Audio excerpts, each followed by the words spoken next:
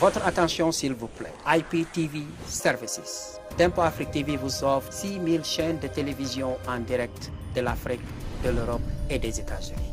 Achetez maintenant avec 20% de remise jusqu'au 31 janvier 2023. Toutes vos chaînes de télévision préférées sous un seul toit. Achetez maintenant. Pour des informations, appelez le numéro suivant +1 612 804 02 95 ou allez sur notre site web tempoafrique.com. Recevez $20 de remise, including la boîte de télévision plus l'expédition. $173 pour toute l'année. $173 pour toute l'année.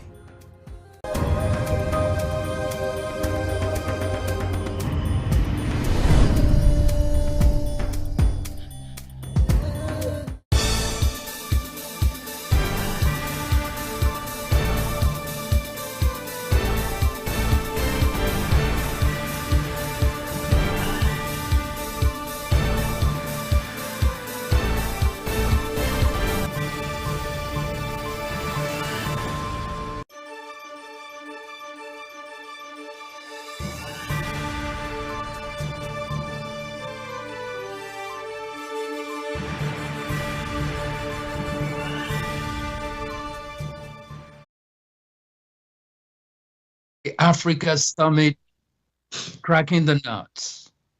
You are on Tempo Afrique TV Live, and we are here doing this show, the Africans Forum. Guess what? We are in the shade of the baobab tree in Burkina Faso, in Mali, in Guinea, in Somalia, in Cameroon, everywhere in Africa. And this is African Forums. The title today is USA Africa Cracking the Nuts. And to crack the nuts, I have here great debaters, great people from great places. I'll let them introduce themselves because I can't do it for them. So let me go to the first person from Somalia, Mr. Ahmed Warsame. Welcome to the show.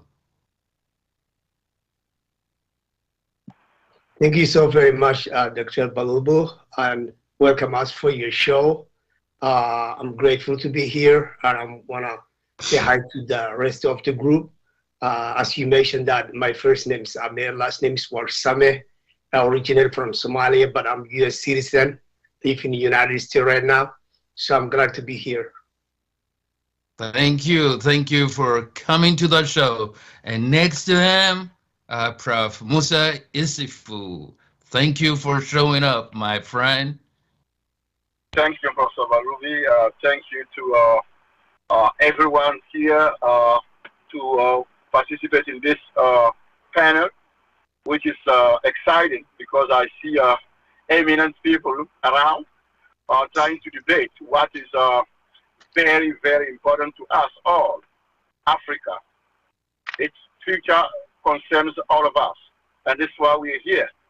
So we've had some technical difficulties because of some lights, going out in areas from our cars. Still, we want to join in because we believe that when you love something, there's nothing that can stop you from doing what is good for it. This is why we're here tonight. This afternoon. So again, I'm excited. I'm looking forward to this panel discussion.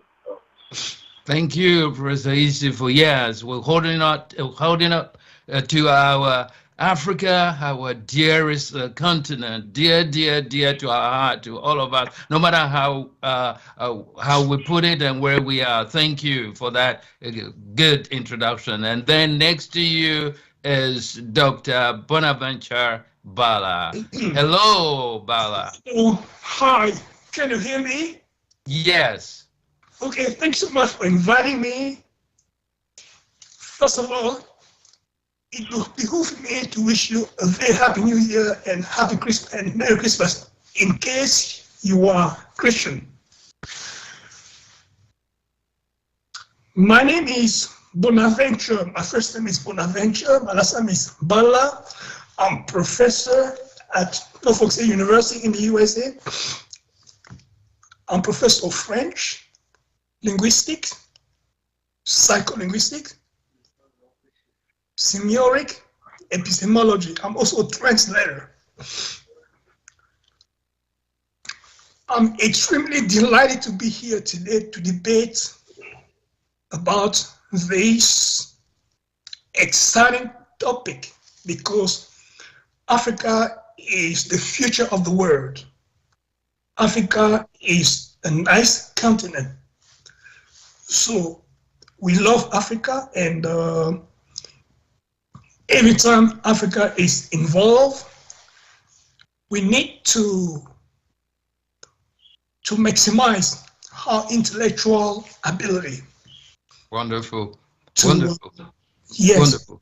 Thank you, Dr. Bala. Thank you, Dr. Bala. And another Norfolk State University professor is just next to you, Dr. Soji Akomolafe. Welcome to the show, Dr. Soji Akomolafe. My very good friend, Desiree, thank you so much. I'm very excited to be here too, Dr. Babibi. Like everybody else, my name is Soji Akomolafe, as you've heard. I'm the chair of the Department of Political Science at Norfolk State, and where I'm also the executive director for the Center for African American Public Policy.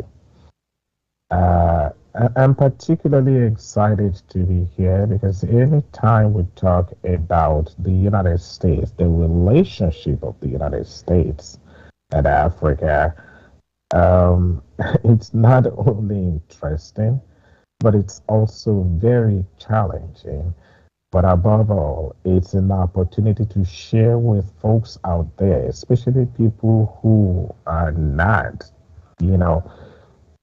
whose everyday preoccupation is not about foreign policy or international affairs. So I'm happy to be in the company of these great fellows, and I'm looking forward to the conversation again. Dr. Balivi, thank you so much for inviting me. Thank you. Thank you to all our viewers all over the world. How can I not start by saying happy holidays to all of you, because that's the best way to put it. I'm not going to say necessarily Merry Christmas because not everybody celebrates it. We got Christmas, but happy holidays to all of you, no matter where you may be. A storm, a snow, a sunshine. Well, welcome to Temple Africa TV at the Africans Forum Live.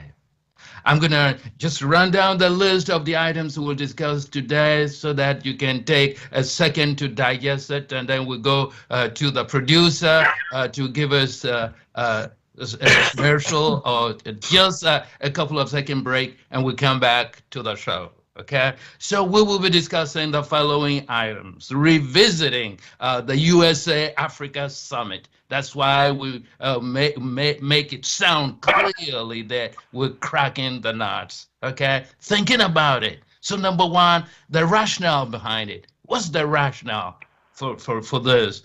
And then another important element is the AGOA, the African Growth Opportunities Act. We'll discuss it briefly.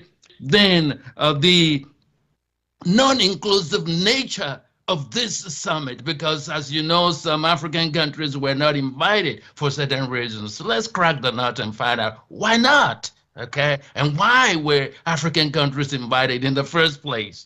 And number four, we'll be wondering, trying to figure out whether there was a hidden agenda behind this summit. I'm not assuming there was one, but let's just, think about that. And then number five,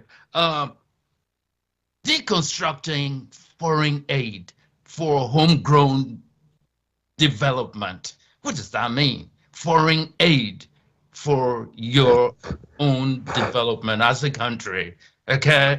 So finally, when will there be, if there will ever be one, USA African Diaspora Summit? Oh, we're yearning for it. And that will be my the last item. And having said that, great folks have assembled a great panel here, and we're turning this thing to the producer for a commercial break. Just a couple of seconds. Yeah, Malik Sal, thank you. Votre attention s'il vous plaît. IPTV Services. Tempo Afrique TV vous offre 6000 chaînes de télévision en direct de l'Afrique, de l'Europe et des États-Unis. Achetez maintenant avec 20% de remise jusqu'au 31 janvier 2023. Toutes vos chaînes de télévision préférées sous un seul toit. Achetez maintenant. Pour des informations, appelez le numéro suivant +1 612 804 02 95 ou allez sur notre site web tempoafrique.com. Recevez $20 de remise, including la boîte de télévision plus l'expédition. $173 pour toute l'année. $173 pour toute l'année. Yeah, welcome back to the show, ladies and gentlemen. I remind you that you are on Tempo Africa TV live on this show called Africans Forum.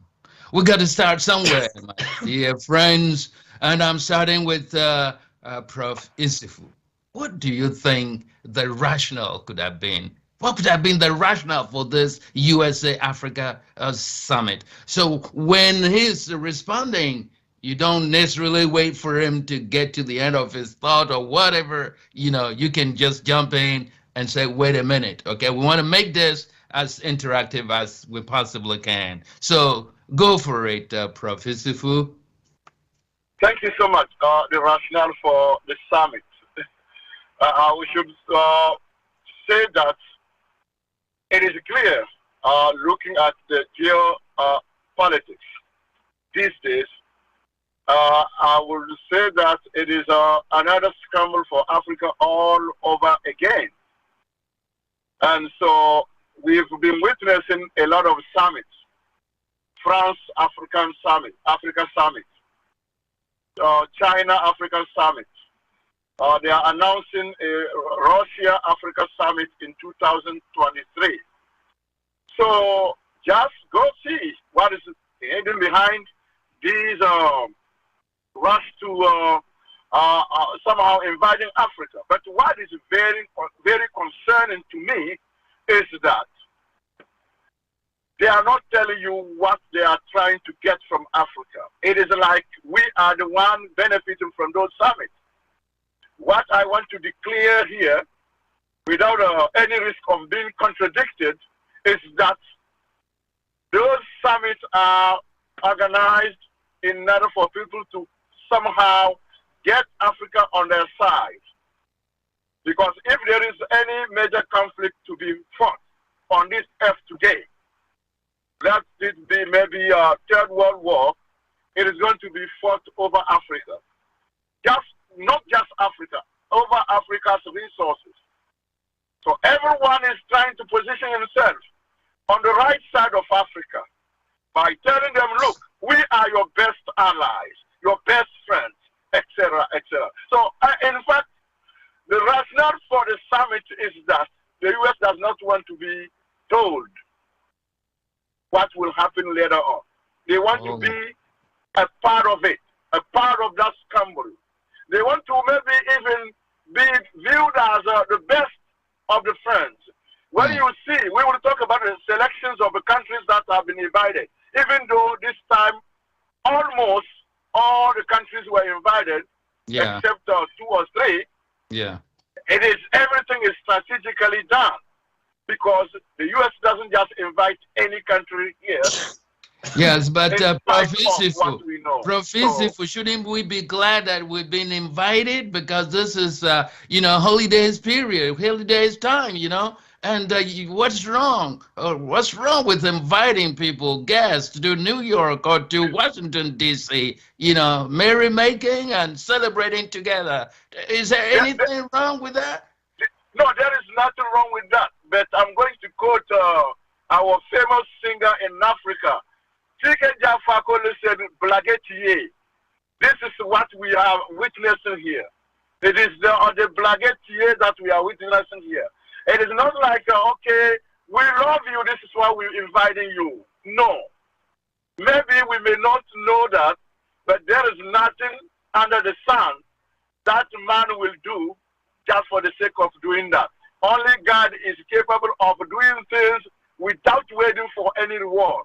But human beings will never do anything if they don't have any interest there.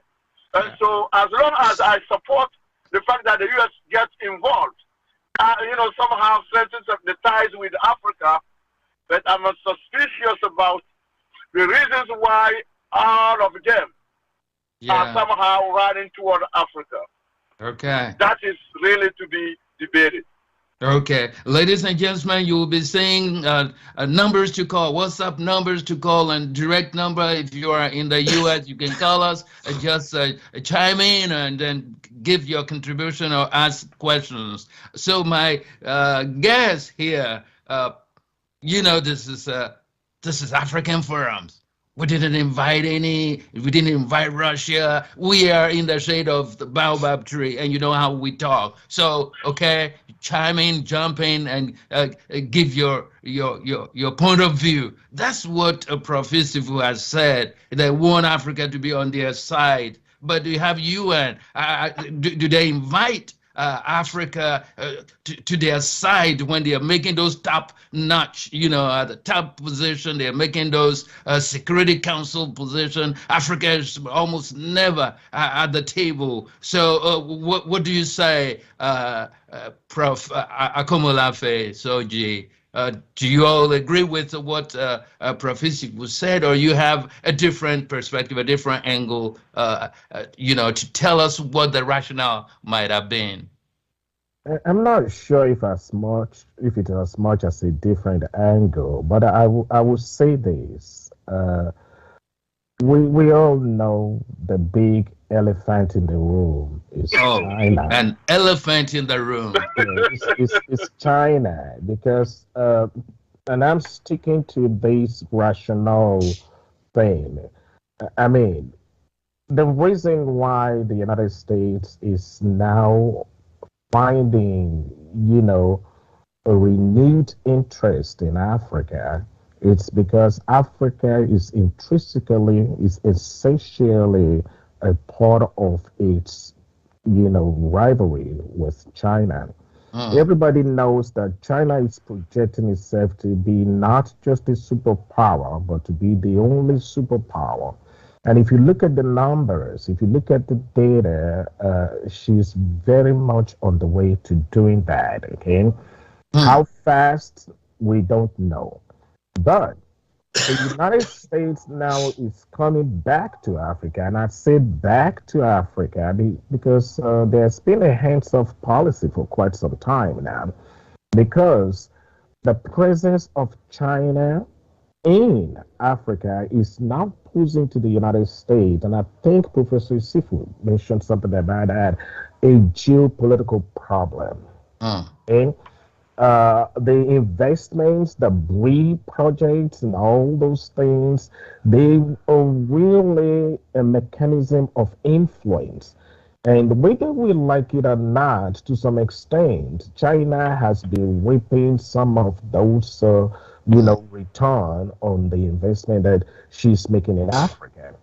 But one more thing, and this is what I would call a veiled criticism of United States, policy towards Africa, is that, as we have seen before, especially during the time of the Cold War, American policy towards Africa has always been retroactive rather than being proactive.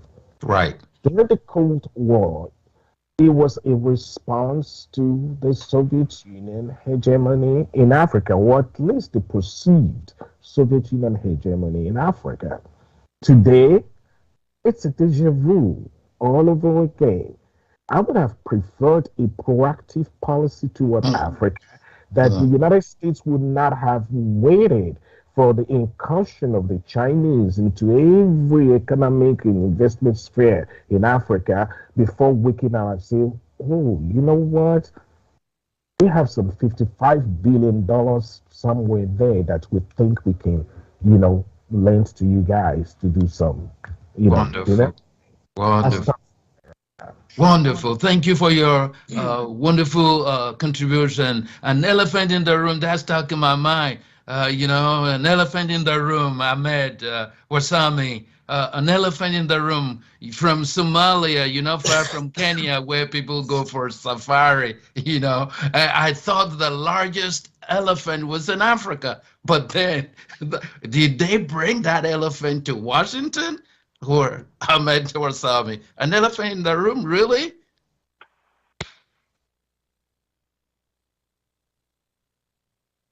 Yes, Ahmed. Yes, sir.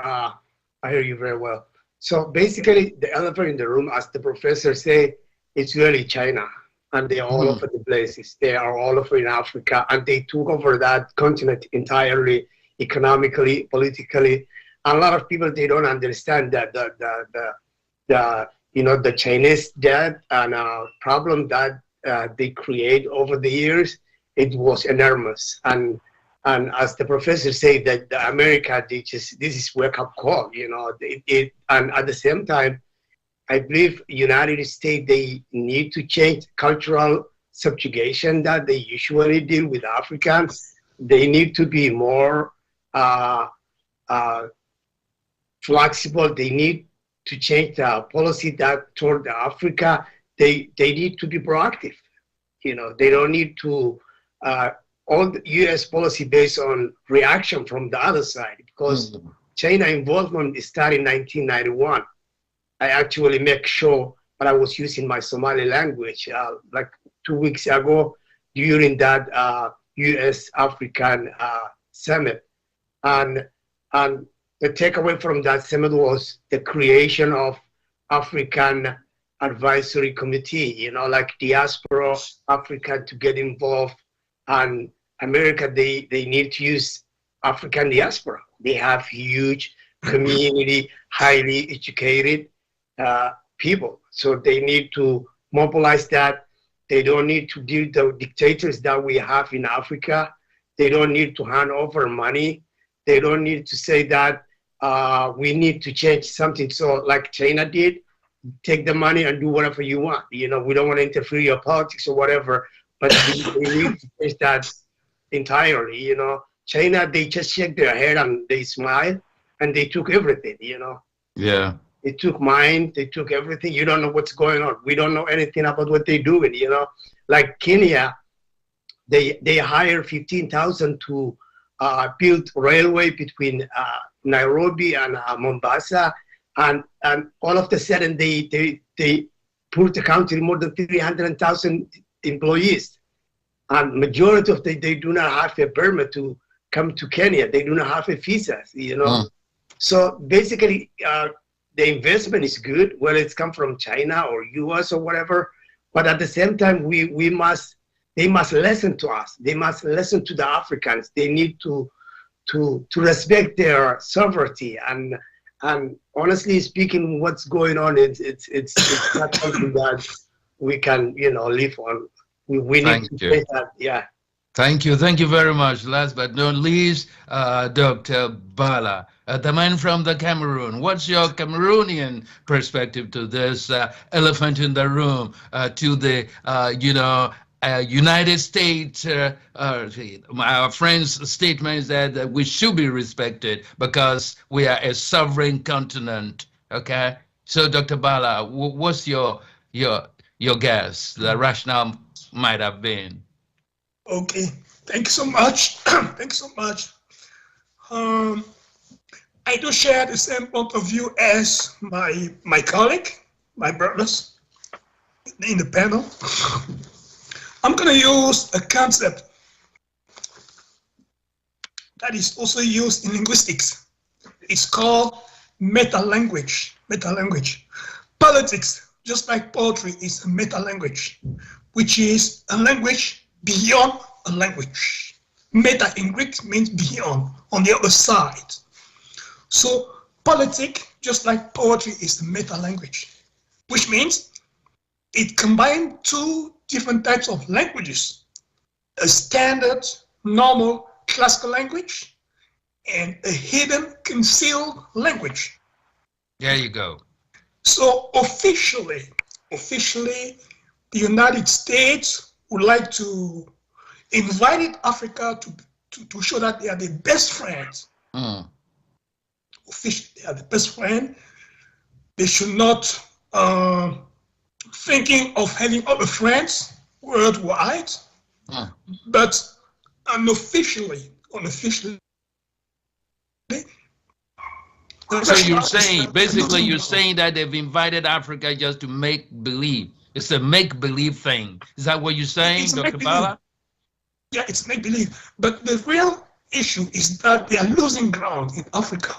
They are losing ground because China is making big steps in Africa. If I take the case of South Africa, for instance, Chinese is becoming a national language in South Africa, which is unbelievable. Yeah. Okay. If I take the case of Cameroon, for instance, Chinese people are selling cocoyam in the street in Africa. They are selling soap, they are selling cassava, they are doing everything. So they are owning Africa. Of course, it's a win-win situation, but they are not angels. They are not angels. So the US is afraid of losing ground because Africa is essentially the continent of the future. Africa is extremely rich. Right. Everything can be found in Africa. And the US politicians know that. They are quite cognizant of that. And so wonderful. They don't want to lose Africa because China is making big step. China is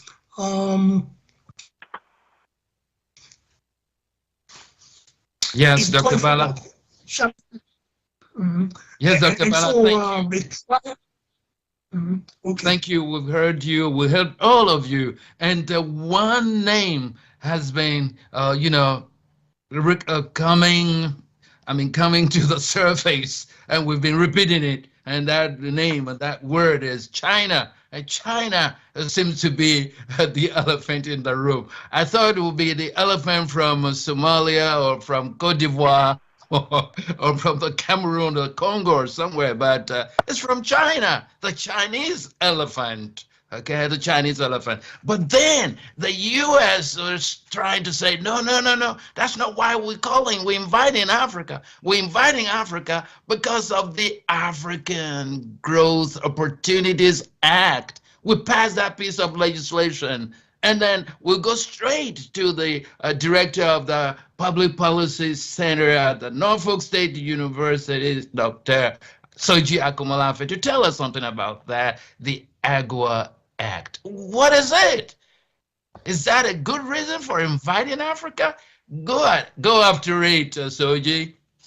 Thank you very much. Let me, before I go to AGOA, actually, okay, let's put it this way. AGOA started as a way of trying to level the playing field, okay? It was an attempt to make sure that in terms of investment and trade, that Africans get a fair share that they have never got in a long time, whether it's after colonization, independence, whatever it is. It's never really happened. Unfortunately, AGOA was not in any way, shape, or form the kind of success that was envisaged. Okay, I want to underscore something because it goes right into the heart of this discussion, especially when we're talking about the impact of AGOA on Africa. There's an economist. She's from Southern Africa. I can't remember exactly which country. She's a very famous economist, Dambisa Moyo. That's the name. Some of you on the panel may have heard about that name. And she has been beating the drum for a long time that, Africa does not need foreign aid. As a matter of fact, giving Africa foreign aid the kind of way that Western countries, industrialized nations do it, is actually counterproductive.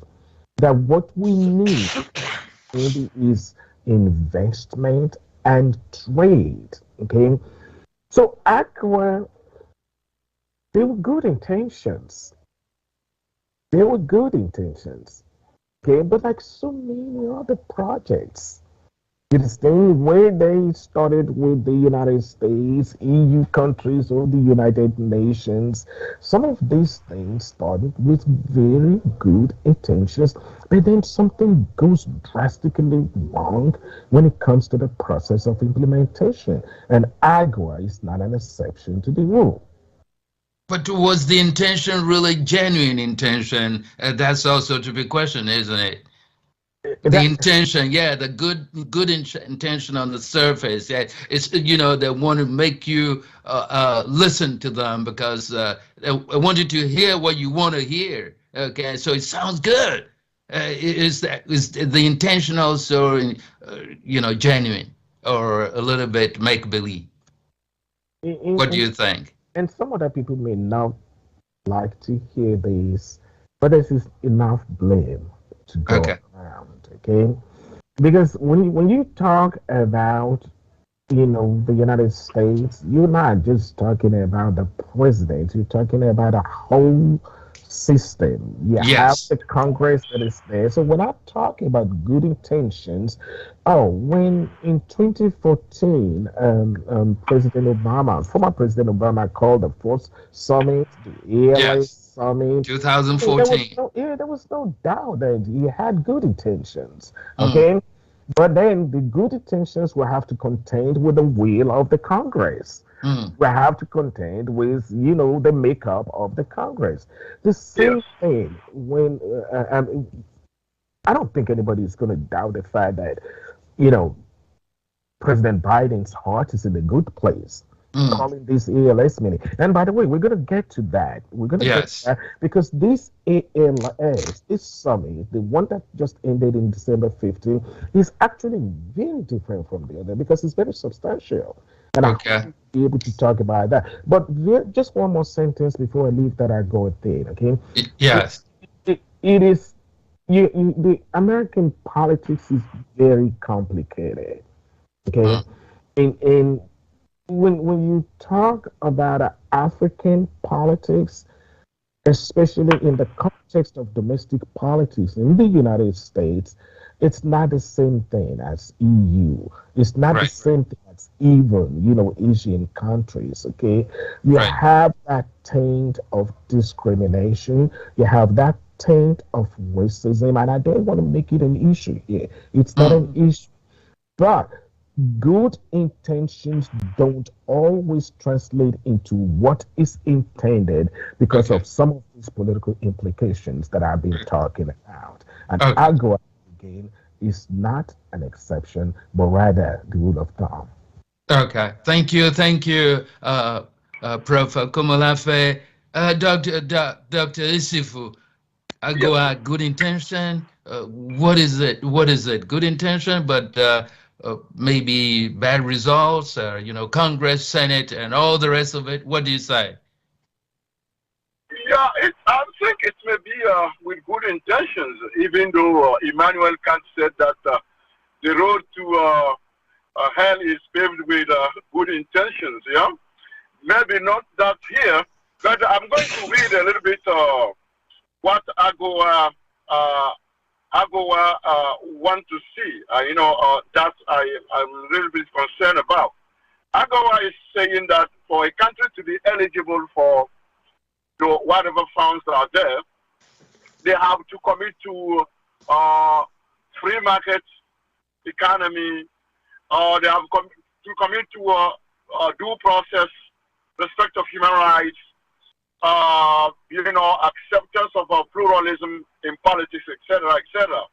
These are some of the criteria that you have to meet in order for you to qualify. Even when we talk about MCC, the Millennium Corporation Challenge. Challenge Corporation, excuse me, everything is in somehow somehow outlined clearly. But this summit that we are talking about has violated every single one of those criteria by bringing in those regimes that are just the opposite of what AGOA or MCC somehow were trying to get people to do. So you have people who have no respect for other people's rights in their countries. There is no due process. You correct somebody, you put them in jail, no trial, nothing at all. For 3 years, over 100 people are still sitting in jail. Nothing happened to them in terms of seeing a judge to notify them why they are sitting in jail. Yet those people were the first to be invited. So that means we go back to my brother's elephant in the room. Right now, for the sake of defeating China, they have foregone every single criterion that was governing AGOA and MCC. And they brought them in because they just want to say, my brother, this time we don't have time to think about what these people are doing. Right. China is succeeding because China is not asking any questions. They just pour money onto those people. We're going to do the same because we too want to be there and be seen as friends of Africa. I have another point to make, and that is a little bit concerned. No, it is no longer concerning to me because previously I said concerning. Now it is distressing. I've just, up it a bit, one bit. Because normally in our traditions, when you see a girl, a woman that you like, that you want to somehow do the sort of something, you are not going to sit at home and say, I want to see you and here at my place. You are the one to go. You are the one to go many times and try any strategies you want. The way I see Africa today, Africa is like that woman, that beautiful woman that everybody wants to have. But how come it is she that goes to those who are trying to get her? That is what really gets me. I don't understand that. We shouldn't be talking about U.S. Africa Summit, Africans coming here, or China African Summit, Africans going to China. No. We should be sitting at home and those people coming and we choose whoever we think is going to be in our own interest. But unfortunately, it is the opposite. We are the ones that are needed, that are going toward those who are needing us. Don't you think it is a little bit awkward in that situation? This is something I want us to debate as well. How come we are the one going toward those who need us, who need us most, instead of sitting at home and letting them come to Africa? Wonderful. Letting them do something. One last one. In the 50s, President Houphouët-Boigny of Cote d'Ivoire, the video is still there. We may look for it. He gave an address that was like a little bit before Africans independences in Africa. Houphouët-Boigny, I would say, he literally gave Africa to France as a gift because he said that French-speaking African countries will never want to see anybody else somehow do whatever they want to do with African resources. France was their friend, and France should be the one deciding, controlling, and doing everything. And that was the gift that Houphouët-Boigny gave to France. And this is why we're seeing it today. So I think other people are pushing to get some part of that gift. And this is what is going on. And so what are we going to do? Second time colonization or recolonization? I don't know. But why is it that we are the one being invited, not the one who are saying, we want you to come to visit and we will pick and choose whoever does best what we want? That is another debate. I want that to be included here because that is a distressing to me in terms of where we're going. Thank you, Professor Sifu, for asking legitimate and interesting questions. Ladies and gentlemen, the numbers on the screen, dial those numbers, WhatsApp numbers and direct numbers. Call us and chime in. You know, we just got started. We're just warming up, and we're so excited about this topic with this beautiful and novel ideas. Oh, about Dr. Bala. Listen to this. You know, it's not just an elephant in the room. It's just that beautiful woman that Africa stands for. Ladies and gentlemen, we are in the shape of the baobab tree in Somalia, in Ouagadougou, in Burkina Faso, in Timbuktu. We have a calabash full of palm wine. Just in case, you know, you're thirsty, take a sip to clear your throat and chime in. Dr. Bala, what say thee? Yeah, thank you so much again. I read The Prince of Niccolo Machiavelli. The Prince by Niccolo Machiavelli. It was a very nice book, very deep. Essentially, it was discussing politics. Yeah, Niccolo Machiavelli came to the conclusion that politicians are driven by interest, selfish interest. They don't have moral, they have interest. Just like capitalism. Capitalism is driven by interest, driven by greed, driven by profit. And so, in a capitalistic country, leaders need to accumulate wealth as much as possible to fit the need of the country. So I don't really believe that there was some kind of genuine interest whatsoever. I don't believe that. Because essentially capitalism is driven by interest. And the world itself is driven by interest, not by feelings, not by emotions, not by love, it's interest. Yeah, you remind us of Charles de Gaulle, that countries have no friends, they only have interest. Do you share the same point of view, Wasami? What do you say about that? The elephant in the room, the beautiful woman, and then interest-driven summit, and not interest for Africa, but interest for those who are inviting the beautiful woman. That's the way it works. Remember, we are in the shade of the baobab tree, African context. Yeah, it's really hard to say beautiful women, but Africa, they are really middle of conflict between superpowers, I should say, because this is really bad. This is really tough. And Africa, they need to come together.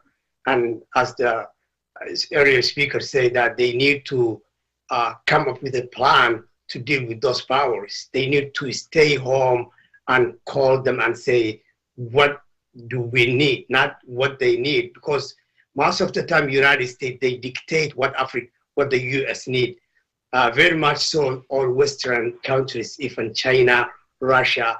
That's why we saw a lot of summit like Turkey, Africa Summit, Russia, Europe, France, and they actually use Africa like one country, you know. At the same time, they use them like individually. They use like each country, they have different kind of way they deal with, you know. For example, U.S. Congress, I don't know if you guys hear this, passed a bill they call Countering Malay Russia Activity in Africa Act. So that the Congress passed that because they're trying to stop Russian involvement in Africa. So because they're doing this because 17 countries, African countries, vote to abstain Russia invasion in Ukraine. So US, they really say, why Africa doing this? That was part of this summit. And Africa, they do not have a plan to deal with countries like United States or even China, because the leaders, the bad leaders that they have, and the and also neocolonialism system, which is still kind of active in Africa, and a lot of countries, they have no power to say no, or to come up with actually good plan to, diplomatic way to deal with. So Africa, they need to come together, and at the same time, United States, they should come up different plan, like using the African diaspora, come up with a strategic way to deal with Africa, not like status quo, but they need to change drastically. Thank you. This is African Show. You are on Tempo Africa TV Live. And I'm dealing here with colleagues, with friends, with great professional, Prof. Soji Akomolafe from Norfolk State University, Prof. Isifu Musa for AT&T North Carolina, Ahmed Wasami, and Dr. Bala. So anybody wants to chime in? Dr. Bala, I may come back to you and say, you see, let's talk about this interesting point that Prof. Isifu raised. And I believe, if I recall, Prof. Akomolafe raised a point, another point, interesting point as well. Okay, is the U.S. Seem to be retroactive, taking retroactive steps or move instead of being proactive. Okay. And we know that when it comes to striking, and I'm not going to elaborate on that, they make preemptive strikes, right? So why would they wait? Why would they wait and call Africa now that China is all over the place? And at the same time, they're inviting that woman with maybe all the relatives. Okay, it should be the entire Africa, because the USA Africa. And they violated some of their principles, their rules, etc., because, we can say that, okay, the AGOA Act, there is a string attached, right? A string attached to it. There are some conditions, and yet they flouted all those rules and selectively invited some and then forgot about others. Let's just remind you of this. President Bush, W. Bush, remember, will be best remembered, by the, the Gulf War. Remember that, the Gulf War, and then 9/11 as well. And then last but not least, no child left behind. Why should they leave countries behind this time, Dr. Bala? Yeah, I think underestimated African countries. They believe that Africa is, let's say, a leftover. He has no future. He has no bright future anyway. And so they didn't expect that things are going to change. Let me predicate my viewpoints on mysticism. We are now entering the cycle of Aquarius. It is not scientific, I know, but he has some kind of logic behind it. And so, since 2012, we have been entering the cycle of Aquarius. It's a cosmic cycle, because the world changed every 2,000 years, and this was done by good researchers. Now we have a new cycle where things change, cycle driven by spirituality. When the bad guy are losing ground. Right. And the bad guy, I prefer not to mention, who the bad guy hides. the bad guy hides. They are losing ground, and there's that since they underestimated Africa, they were wrong. Africa has a bright future. It's the richest continent on earth. Everything can be found in Africa.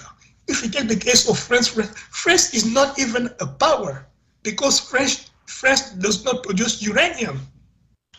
Uranium is coming from. Bala, you sound like people who want to make believe. You know, they all call Africa the poorest continent on the face of the earth. We have famine. We don't know anything. Our culture is primitive, and isn't that enough to understand why they leave countries behind?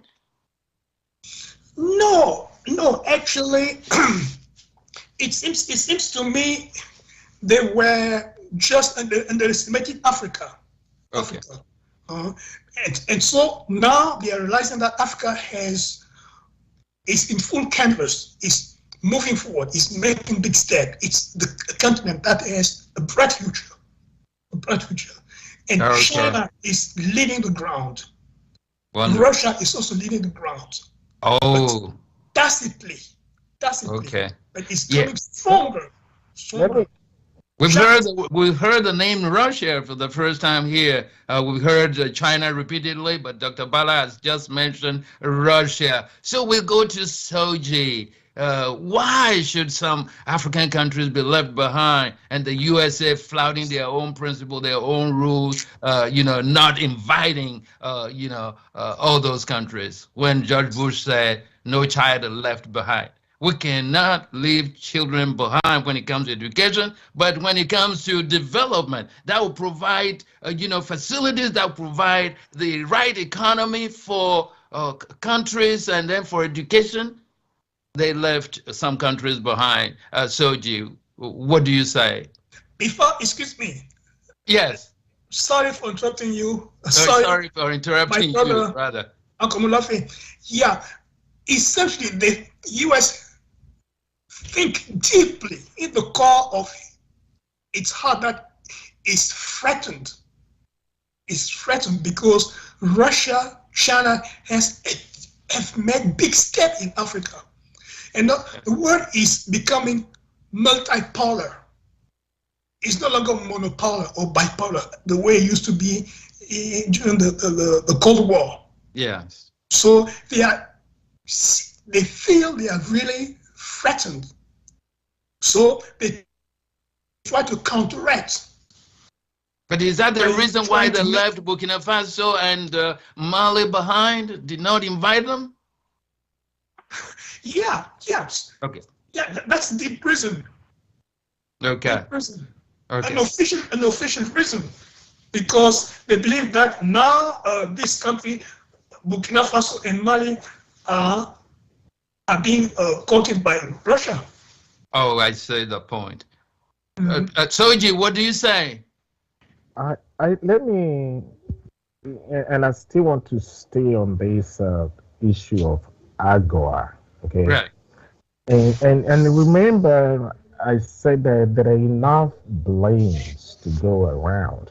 So I want us to be careful in something. There's a proverb, and people say it's an African proverb that, when you point a finger and say, "Oh, Desiree, that's your fault." Okay, 1, 2, 3 of those fingers are pointing to me, and that before I can accuse you, that I should be very careful that those 3 fingers that are pointing at me, you understand, they're not kind of defective to or guilty of whatever it is that I am accusing you of. Right. I want to say this as an African. I'm very proud to be an African. I mean, if I have to do it all over again, I won't even think twice. But at the same time, we have to be really, really very honest with each other, because some of these things that we're talking about starts with honesty. Okay? And I think Professor Isifu pointed it out, that one of the anchors of AGOA is good governance. Okay? I said something about good intentions. Okay? Sometimes people do things with good intentions, but things get lost in translation when you start, unraveling them. And that's exactly what's the problem here. if we as Africans, understand, if we cannot hold our own end of the bargain, okay, I don't think there's anybody on this panel who's going to disagree with me that we have a problem of governance in Africa. Okay. Yes. Now, does that mean the United States has the right to tell us or to dictate to us? Maybe they don't. But guess what? Maybe we should not put ourselves in a situation whereby another power, I really don't care whether it's a superpower or a big power or another power or another country, will have to dictate to us. But we put ourselves in that situation. We invited that on ourselves. And that is something that we need to really underscore. But to your question, it's not even, I'm not sure whether it's a question of leaving that child behind, you understand, or a question of, you know, the powers that be. We keep talking about geopolitics, and somebody said it, and that's something that it's really very trending in international relations. But there are no permanent friends. You only have permanent interests. Okay. So when we talk about the United States, you know, looking out for its own interest in Africa, in Asia, in Latin America, so is Cameroon, so is Benin, so is Somalia, so is Nigeria, so is every nation. Again, remember that finger that you point at somebody, because I don't know if I would be a good president or a good prime minister, you understand, if I say like, okay, I'm a Nigerian, but let me look after the interest of the United States first and then Nigeria. So if that's what the United States is doing, and of course, it's so obvious that's what they're doing. I don't think that it's something that we should look to as if, is it good? Is it bad? I don't know. I don't have an answer to that. There's smarter people here, and I'm sure they can answer that better. But I want us to take this from another perspective. Okay? Good. All these things we're talking about, they are in the past. The ball is now in the court of the 54 countries in Africa. Okay. Yes, Professor Isifu, you were absolutely right. Okay. Yes. People should come to the beautiful woman because we have all the resources. God gave Africa and Africans everything that they needed to be not a power, but a superpower. The only thing that is lacking, which happens to be the most important aspect of it, is the leadership, because you need the leadership to bring all those things together. Otherwise, they will just be out there, and as we're seeing in Africa right now, amounts to not that much. Yeah. So, Professor Isifu, you heard that, right? So let's get our hands together. We brought this upon ourselves. The 54 African countries, we could do better, okay? We could do better. And we can come to the conclusion that you may be a beautiful woman. Yes, and I saw you on the internet, and then you verify my identity, and I say, I send you an air ticket and say, come know where I am, who I am, okay, to make sure that I'm not fake. So come see me. Is there anything wrong with that? Yeah, I think I really totally agree with my colleague there in terms of the responsibility that lies in the hands of the 54 countries of Africa. And I really sincerely used to think that our head of states are like some kind of people who are short-sighted. But I think they do it intentionally.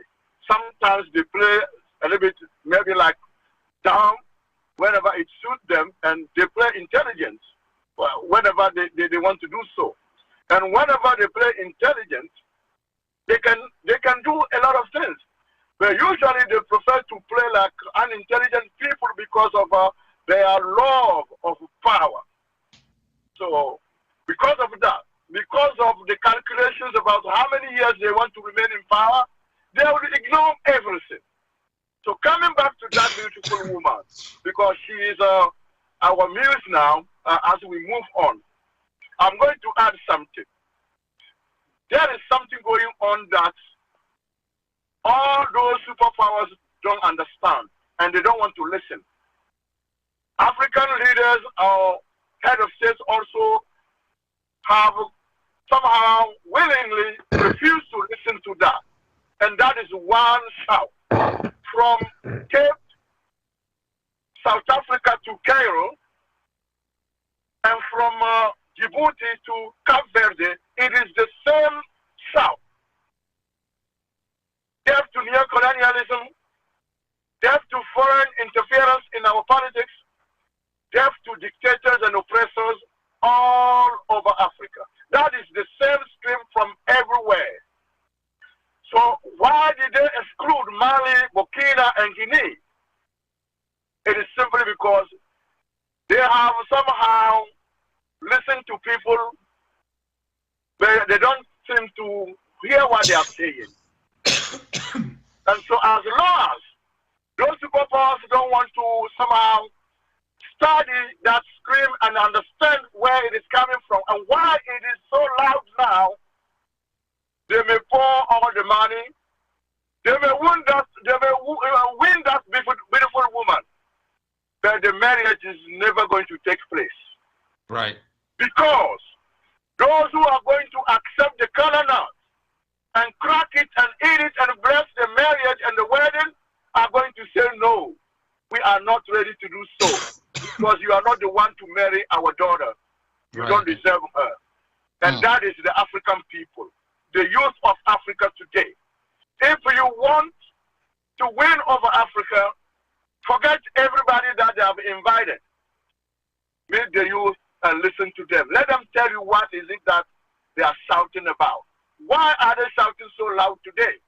I think France, in spite of its stubbornness, is somehow trying to get something for what is going on. But most countries like the US, Russia, and China, they don't know anything about that. But they will learn that at their own expenses, sooner or later. Because as long as the masses of Africa are not listened to carefully, yes, you can win a woman, but you will never get to consume the marriage because the masses are going to say no to that. And so this is why they decided to exclude a few countries because they don't understand what is going on. Right. They did not know that those three countries are there because of the will of the masses. The masses have called for them to come in, and they have answered the call of the masses. And these are the most legitimate, presidents in my eyes, because even though those regimes are from coup d'etats, they are regimes that have answered the call of their masses. Among those they have invited, you've seen people who have modified the constitution 10 times so that they can remain in power many, many, many years. And these people have lost not only their legitimacy, but the legality of the power itself is no longer with them. And so how come you invite people like this, ignoring those that the masses have somehow anointed? This is where everything goes wrong. So again, they may win the woman, the marriage will never going to get consummated, because the masses are going to stand in the way of that nuptial night, whatever you call it.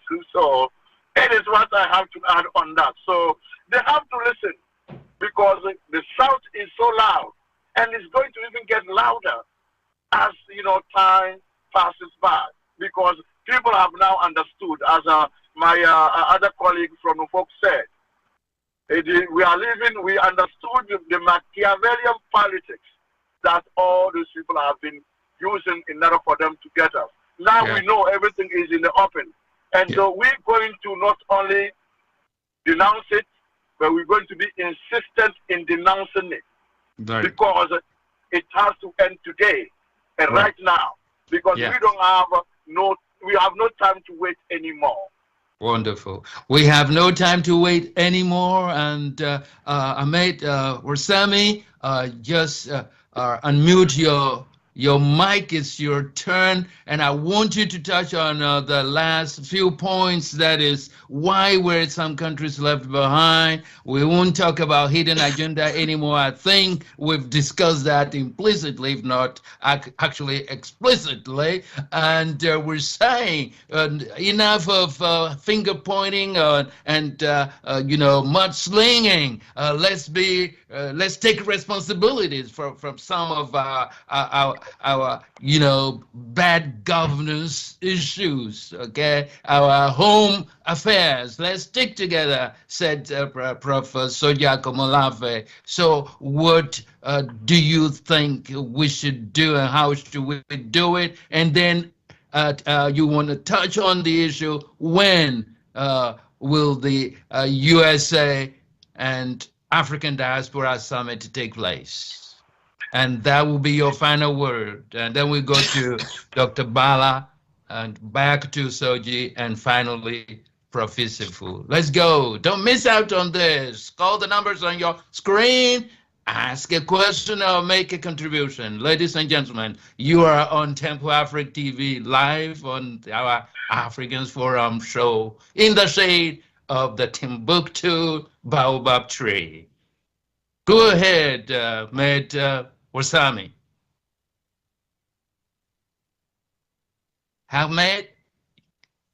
Or we go to Bala. Ahmed, are you ready? Okay, Bala, Dr. Bala, go for those things and your final words.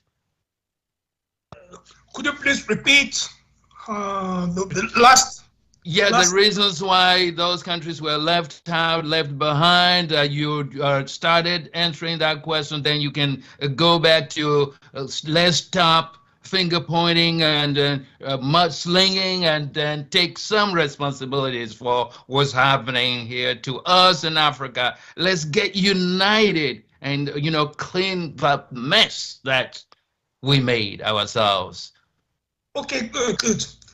I think these countries were discarded because the leaders were anointed by the people, because the leaders were really legitimate.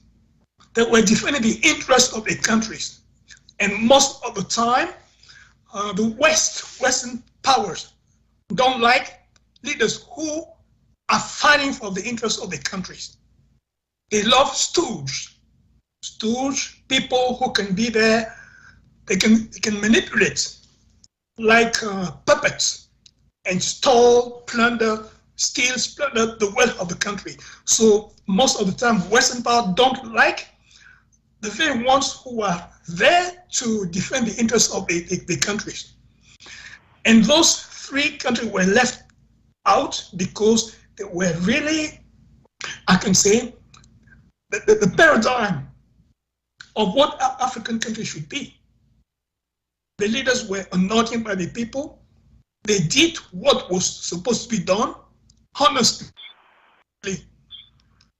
and legally. And that's one of the reasons why they were left behind. Right. And also, they sense that to a certain extent, these three countries were already on the loop of Russia. They were losing these countries.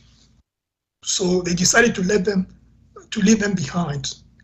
Okay. Now your final thought, final message, if you were to send a message to the entire world, what would you say about this USA Africa Summit and what we've discussed today? Okay, my final thought is that for us, for Africa, for African countries, to have a real debate, a real type of relationship between the US and us, we need to be self-reliant. We need to be power, which means we need to create Pan-African country, a state Pan-African countries, United States of Africa, because you cannot debate sincerely and honestly with a superpower. Two superpowers can debate with one another. They can have connection relationships. But when a superpower has relationship with a lower, let's call it a lower countries who don't have enough power, there's always a sense of dishonesty, a sense of loss. Because for us to really create a sound, healthy debate, we need to be United States of Africa, because United States of Africa will be a very powerful country. Because a powerful man cannot discuss with a weak man. No. It is impossible. It's impossible. So again, we need to create United States of Africa so that we can debate consistently and coherently with over power. Thank you. Thank you, Dr. Bala. Thank you, Dr. Bala. Over to you, Prof. Soja Kumalafe, for your final thoughts on the whole thing. ALS, the African Leaders Summit. The one that just ended December 15, is a little bit different in the way that it was not business as usual. I started by talking about good intentions. This time around, I think that the United States might be up to something good. Something good, perhaps not because, there's this newfound love for Africa. Something good because it will have been engendered by just strategic politics. Okay? And I did say that the rivalry with China, the competition with China, is at the heart of it all. But beyond that, it's something that we're seeing now that we did not see, maybe with a few interregnums. Kennedy administration and Carter administration.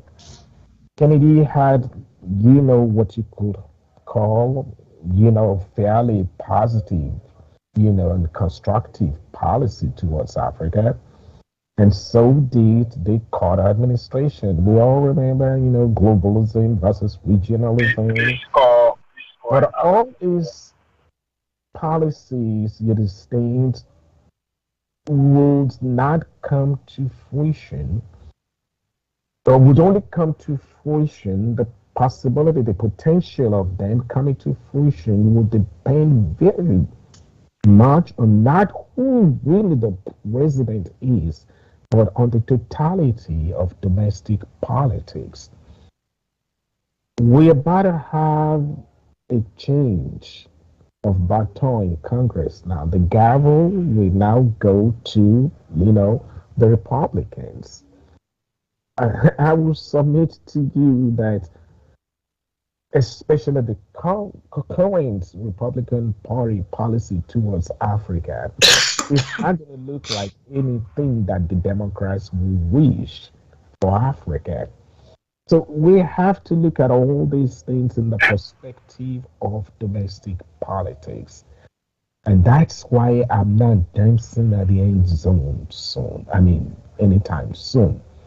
The good intentions are there. Okay? If President Biden is going to be there for the next 2 years, of course he's going to be there for the next 2 years. He's going to do everything possible to make sure that he delivers on many of these promises, if not all of them. But again, we all understand how the system works, okay? They have 3 branches of government, not to mention the unofficial branches of government, the 2 unofficial branches of government, the media, and of course, public opinion, okay? the amalgamation of all that. And we don't even know what's going to happen tomorrow in terms of breaking news. So all these things, and we have not even talked about the problem of immigration. Because, all these summits and, promises and stuff like that, we have some serious case of extreme nationalism going on, not just in America, all over Europe. And most of these is what? Engendered, is brought about by immigration. You just see all these Africans coming in here, and what the heck are they doing here, and so on and so forth. Why do we need to give them $55 billion? Why do we need to do this? So we have a lot of things that need to come together before we can realize any of this. This is an academic discussion. It's okay we're having that discussion. And I'm going to end by saying this. And I'm echoing what has been said by just about everybody. The ball is in our court. Come on, we're grown folks. We don't even need anybody to tell us what is right. We don't need them to show us what is right. We have the capacity. We have the resources. We have everything that we need. We have the leverage. We have the leverage. So what are we waiting for?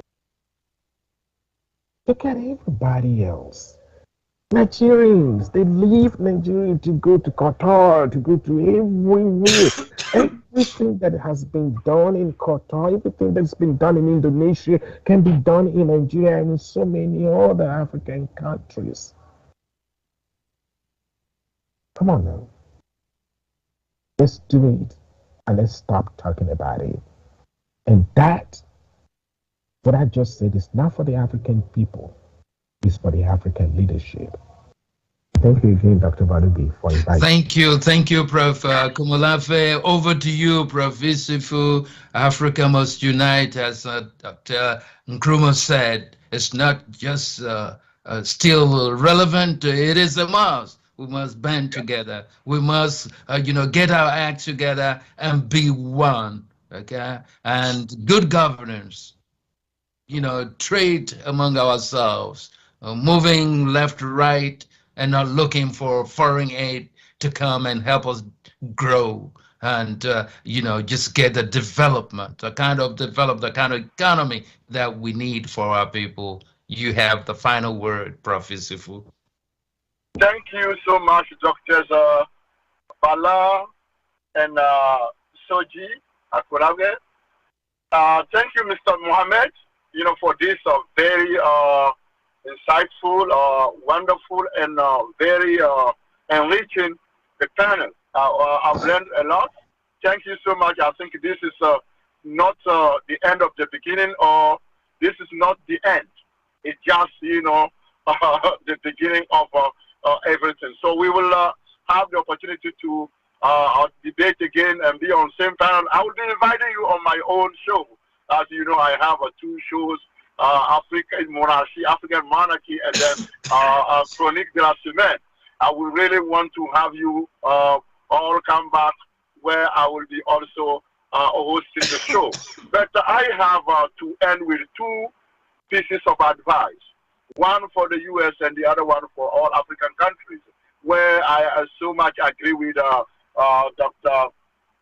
Soji Akurage in terms of the ball is in our court. To the U.S. government, or whatever government comes, I want them to know this. If they really want to have an impactful relationship with Africa, whatever investment they are making, if they want that investment to be fruitful and beneficial to both, they should listen to what the African masses are saying. They have waited for 64 years before they somehow came out and started shouting. That means they have made sure that everything they want to do is going to be right. So if they want to be The people that Africa will somehow want to work with, they have to listen to the masses. They should completely push those leaders they met, somehow not aside, but they should listen to them less than they do the masses of Africa. Because right now the power belongs to the masses. They have to organize very urgently. They have to host, as Dr. Balubi said, the African Diaspora US Summit must take place, if not tomorrow.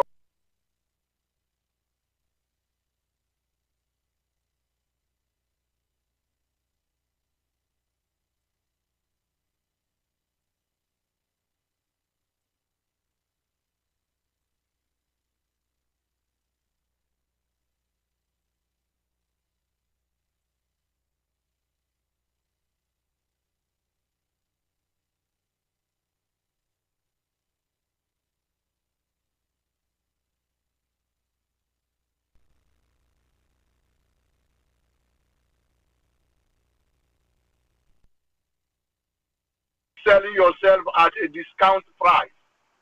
Please set your price very high, because Africa has still a lot to offer. We have contributed to the world civilization, but people have said we have never done anything to the world. Today they are back at us, looking forward to also get more than they could, bear. But we are saying that don't just let them get it for free. We have to have our conditions, and we have to make sure that we stand our ground, because Africa is not for sale anymore.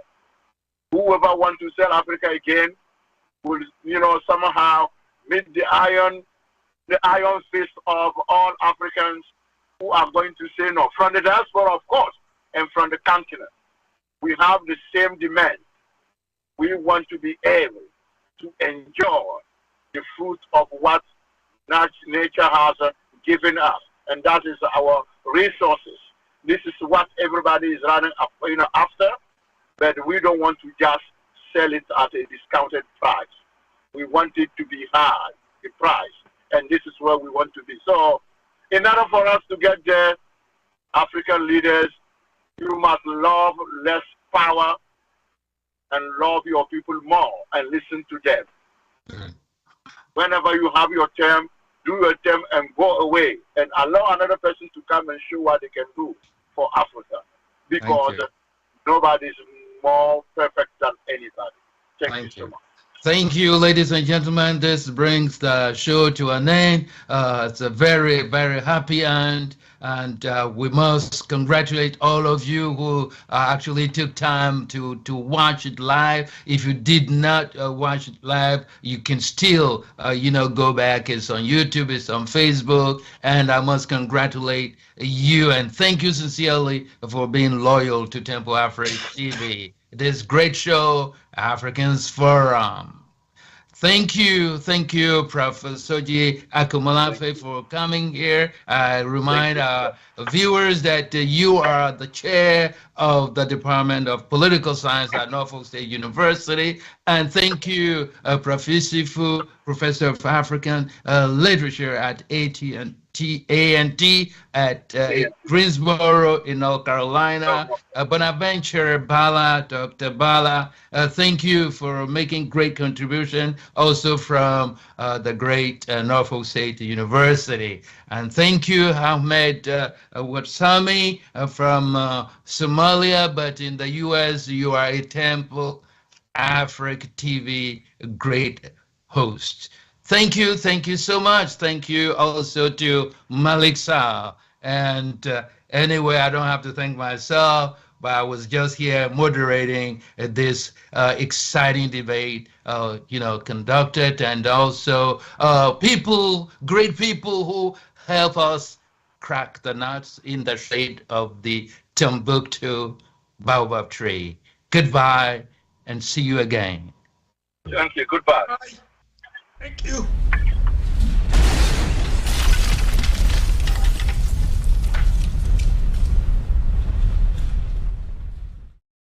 Votre attention s'il vous plaît. IPTV Services. Tempo Afrique TV vous offre 6000 chaînes de télévision en direct de l'Afrique, de l'Europe et des États-Unis. Achetez maintenant avec 20% de remise jusqu'au 31 janvier 2023.